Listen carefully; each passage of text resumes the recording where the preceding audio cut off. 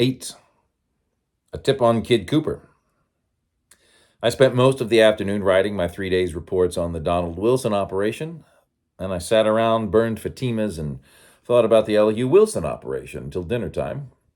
I went down to the hotel dining room and had just decided in favor of pounded rump steak with mushrooms when I heard myself being paged. The boy took me to one of the lobby booths. Dinah Brand's lazy voice came out of the receiver. Max wants to see you. Can you drop in tonight? Your place? Yes. I promised to drop in and returned to the dining room and my meal. When I had finished eating, I went up to my room, 5th floor, front. I unlocked the door and went in, snapping on the light. A bullet kissed a hole in the door frame close to my noodle. More bullets made more holes in the door frame, and wall, but by that time I had carried my noodle into a safe corner, one out of line with the window. Across the street, I knew, was a 4-story office building with a roof a little above the level of my window. The roof would be dark. My light was on. There was no percentage in trying to peep out under those conditions. I looked around for something to chuck at the light globe, found a Gideon Bible, and chucked it. The bulb popped apart, giving me darkness. The shooting had stopped. I crept to the window, kneeling with an eye on one of its lower corners. The roof across the street was dark and too high for me to see beyond its rim. 10 minutes of this one-eyed spying got me nothing except a kink in my neck. I went to the phone and asked the girl to send the house copper up.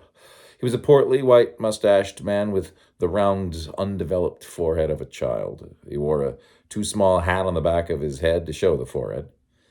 His name was Keever. He got too excited over the shooting. The hotel manager came in, a plump man with carefully controlled face, voice, and manner. He didn't get excited at all. He took the "this is unheard of, but not really serious, of course" attitude of a street fakir whose mechanical dingus flops during a demonstration. We risked light, getting a new globe, and added up the bullet holes. There were 10 of them. Policemen came, went, and returned to report no luck in picking up whatever trail there might have been. Noonan called up. He talked to the sergeant in charge of the police detail and then to me. "I just this minute heard about the shooting," he said. "Now who do you reckon would be after you like that?" "I couldn't guess," I lied. "None of them touched you?" "No." "Well, that certainly is fine," he said heartily. "And we'll nail that baby, whoever he was. You can bet your life on that. Would you like to see me leave a couple of the boys with you, just to see nothing else happens?" "No, thanks." "You can have them if you want them," he insisted. "No, thanks." He made me promise to call on him the first chance I got. Told me the Personville Police Department was at my disposal, gave me to understand that if anything happened to me, his whole life would be ruined, and I finally got rid of him. The police went away. I had my stuff moved into another room, one into which bullets couldn't be so easily funneled.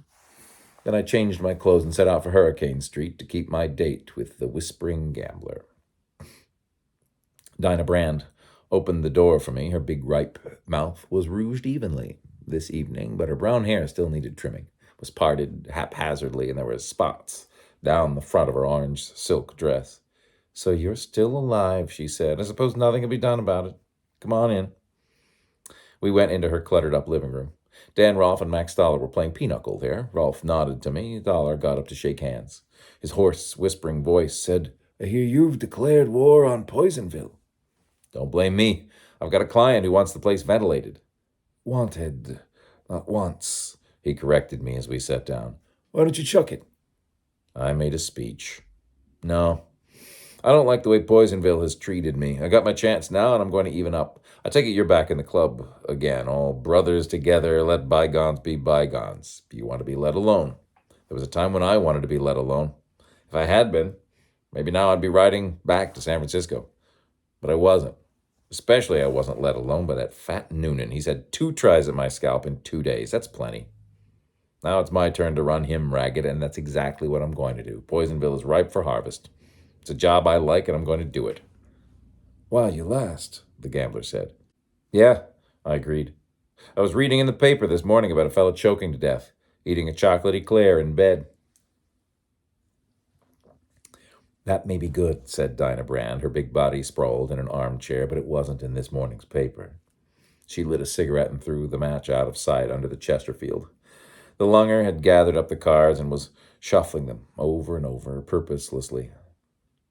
Thaler frowned at me and said, Wilson's willing for you to keep the 10 grand. Let it go at that.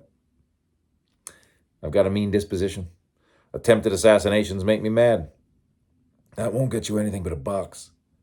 I'm for you. You kept Noonan from framing me. That's why I'm telling you. Forget it. And go back to Frisco. I'm for you, I said. That's why I'm telling you. Split with them. They crossed you up once. It'll happen again. Anyway, they're slated for the shoots. Get out while the getting's good. I'm sitting too pretty, he said. And I'm able to take care of myself. Maybe, but you know the racket's too good to last. You've had the cream of the pickings. Now it's getaway day. He shook his little dark head and told me, I think you're pretty good, but I'm damned if I think you're good enough to crack this camp. It's too tight. If I thought you could swing it, I'd be with you. You know how I stand with Noonan. But you never make it. Chuck it. Nope. I'm in it to the last nickel of Elihu's 10,000. I told you he was too damned pig-headed to listen to reason, Dinah Brand said, yawning. Isn't there anything to drink in the dump, Dan? The lunger got up from the table and went out of the room. Thaler shrugged, said, Have it your way. You're supposed to know what you're doing. Going to the fights tomorrow night? I said I thought I would. Dan Rolfe came in with gin and trimmings. We had a couple of drinks apiece. We talked about the fights. Nothing more was said about me versus Poisonville. The gambler apparently had washed his hands of me, but he didn't seem to hold my stubbornness against me. He even gave me what seemed to be a straight-up tip on the fights, telling me any bet on the main event would be good if its maker remembered that Kid Cooper would probably knock Ike Bush out in the 6th round. He seemed to know what he was talking about, and it didn't seem to be news to the others. I left a little after 11, returning to the hotel without anything happening.